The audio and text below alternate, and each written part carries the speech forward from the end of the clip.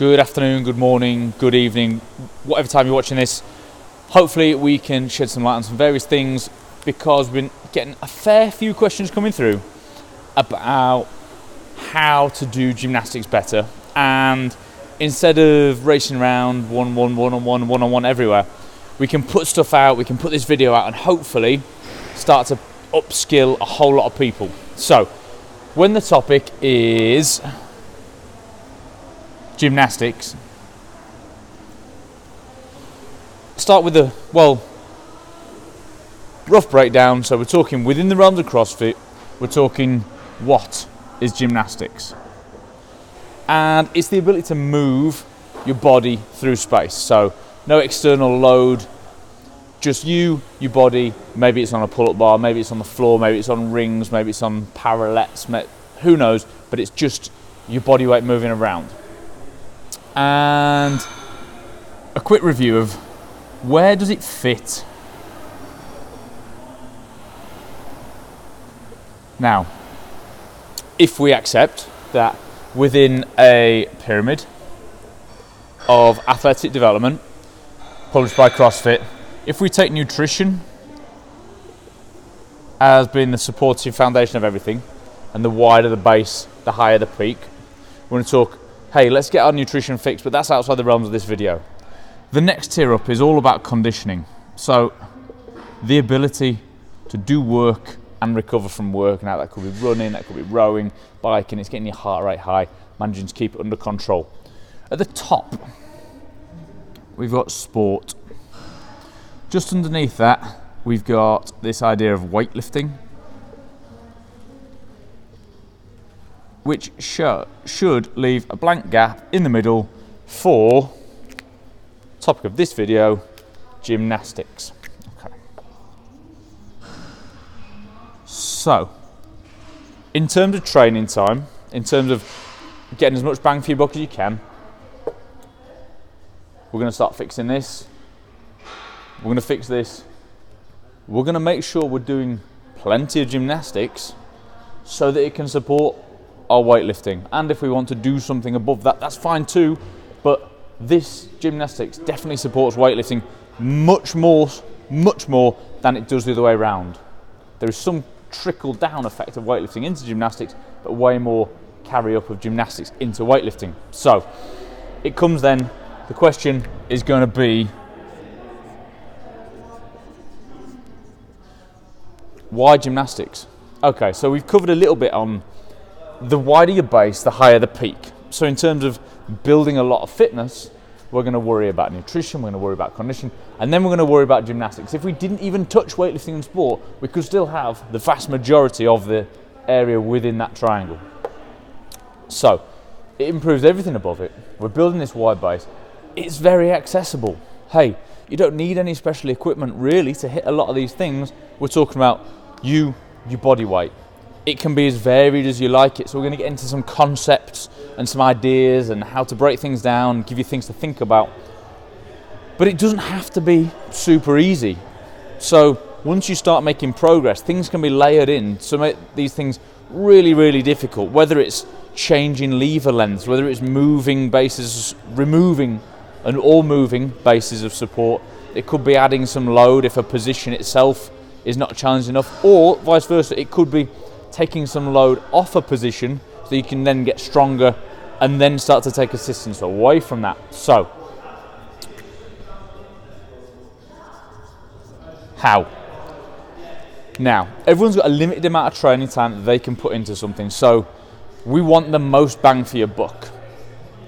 So, this is an idea borrowed from brute strength. We're going to put it onto a video and we'll talk about how to get the biggest bang for your buck and how to build the biggest base you can to support everything that's above that. Now, if we're going to learn something from the outset, learn a movement, we're going to have to learn some positions isometrically. If we understand that a press-up is taking your body from a straight arm position to a bent arm position, back to a straight arm position, if our body and brain don't understand where those positions are, it's really easy to get lost along the way.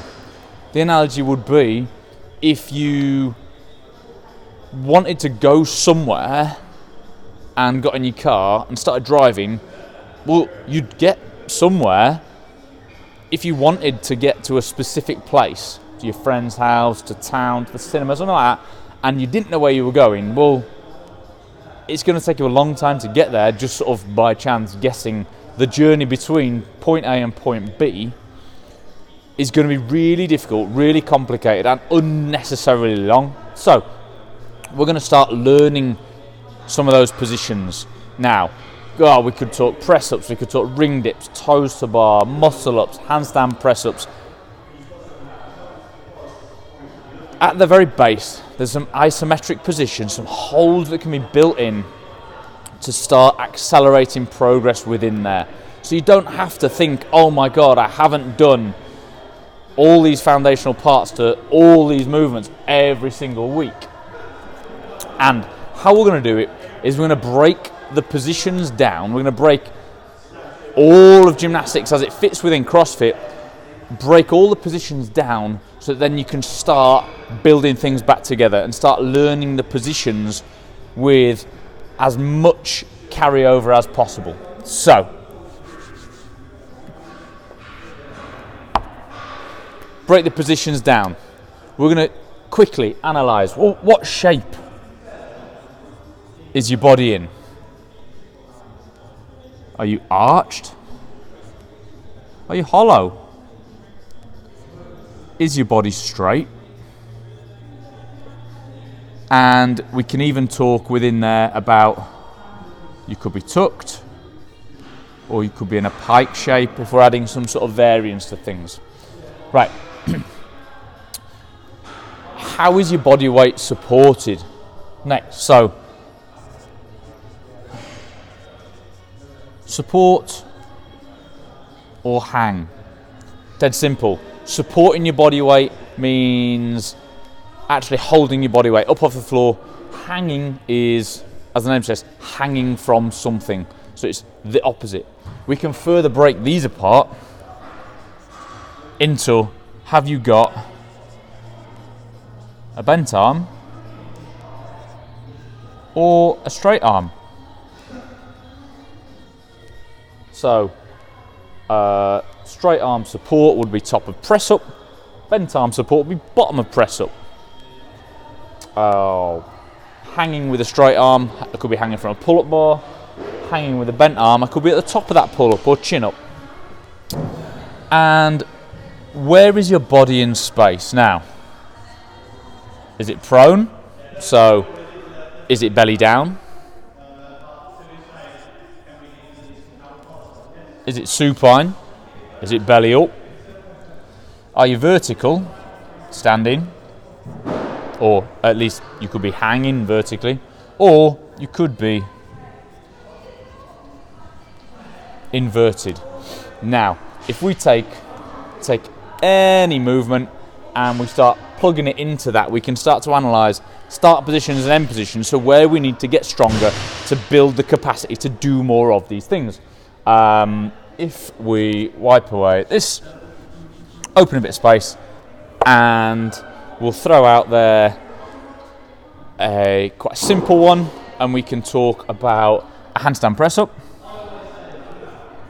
So, the top of a handstand press up, you are in support with a straight arm.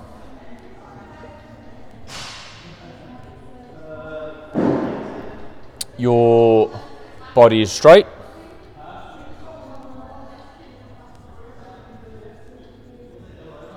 And you are inverted.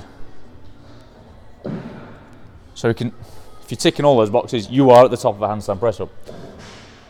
At the bottom, okay, so we're going to remain inverted. And okay, within a strict version of this, we are going to be straight, possibly hollow.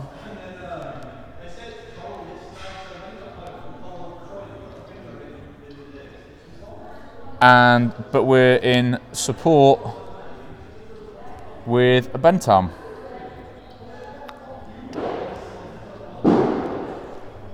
Now, a few differences there. If that's going to be a kipping handstand press up, The support's still going to be with a bent arm.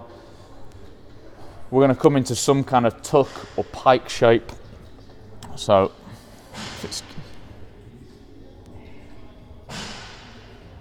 we're still going to be inverted. So we can start analysing something that's got a bit more movement in there. When it's broken down like that, hopefully a handstand press up just becomes quite a simple concept to play with. What about the muscle up? So, okay, we're going to start position, and we're hanging with straight arms, and we're straight body.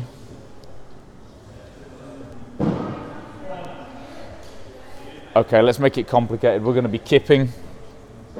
So we're going to transition, still in a hang, still with straight arms, and we're going to be transitioning between sort of global flexion, global extension, these hollow and arch positions. We're going to build some momentum. At some point, the ring's hanging down here. You're going to be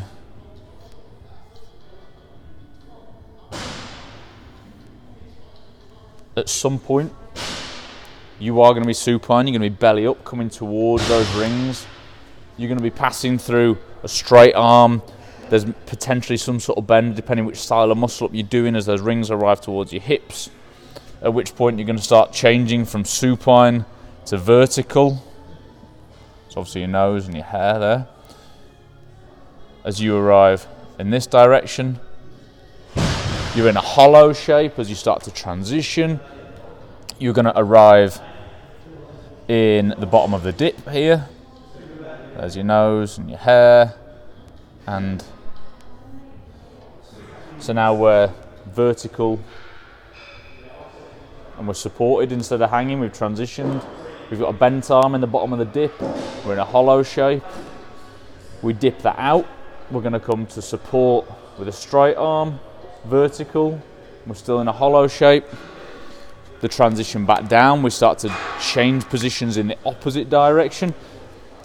Now, there's a whole heap of information there. I'm going to wipe off the muscle up example so we can focus solely on a few takeaways from this. So, we know that gymnastics is going to support everything else that we try and do above it on that pyramid, our weightlifting and our sport. We know that there's a fairly low barrier to entry in that it's going to require your body weight, and at most, equipment wise, a bar, a set of rings, maybe a set of parallettes, something like that. So we're going to start breaking these positions down and finding ways to develop the things. So if you know you struggle with a particular skill, it's going to be in a position that relates to that skill. So if the bottom of your handstand press up is weak, have you spent much time inverted with a bent arm in support? Have you built some tension there so you understand where you're going to be if you're going to start from the top and come down? Or if every time you come from the top to the bottom there's an almighty crash and you end up on the floor, there's not much time there to practice. So practice time in various things. If you want to build a ring dip, very valid strength goal. Well, support, straight arm, vertical, hollow, you're at the top. Okay, once you can do that, there's then going to be a journey towards point B, which is going to be vertical, bent arm, support in a hollow. So things are going to change. You're going to go from that straight arm, driving into that bent arm. Now, in terms of feed forward, as an added little bonus, if your ring dips, for example, are weak and your body doesn't yet understand where that bottom position is going to be, ticking all these boxes, maybe stepping back would be worthwhile. Maybe stepping back to a press up or a ring press up or a plank hold or a bottom of press up hold would be useful, because you can start to develop more volume within the shapes that you need before you add the complexity of taking away the friction and adding the rings in there. So maybe this gives you a tool to start to analyze what you're doing. We're going to do some more videos on what we term the big 8, in terms of how to get the most bang for your buck out of breaking movements down within these categories to then feed forward into the rest of gymnastics. From there, obviously, you can add variance, you can add all different things, you can train them in different ways. It becomes something you can carry forward into the rest of your life. All right, so gymnastics is pretty cool. Make sure you're doing it well, though. Let's go.